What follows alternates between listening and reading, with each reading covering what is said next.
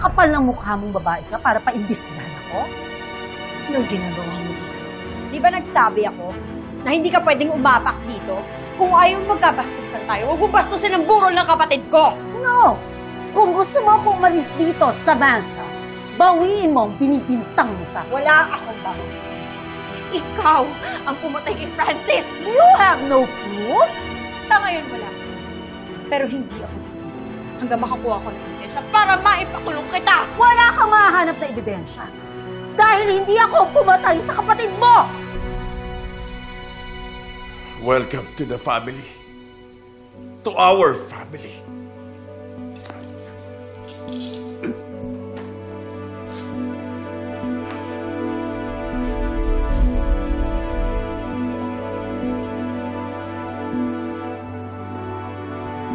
Parang kailan lang sinusuka ni Sir Galvan yung si Jericho. Sundalo pa. Makakatulong ba siya? Makakatulong. Makakatulong para mas lalong gumulo yung pamilyang to.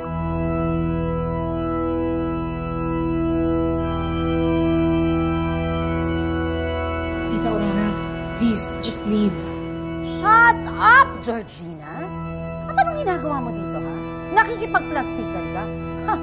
Kailan lang gusto niyo magpatayang dalawa? I'm warning you.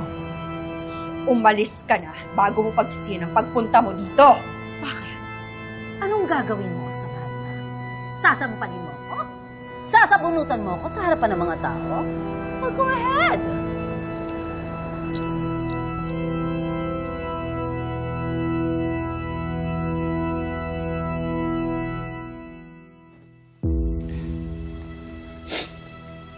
Tulungan mo ako. Magtulungan tayo. Iligtas natin ang pamilyang ito. Dahil ang pamilya, kahit na magulo, kahit na nag-aaway-away, sa oras ng laban, dapat nagkakampihan, nagtatabayan.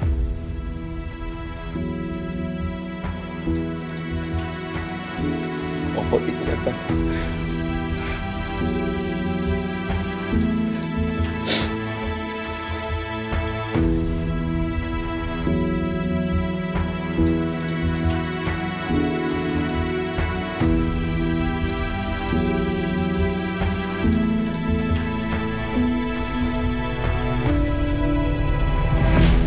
Makinig kayong lahat.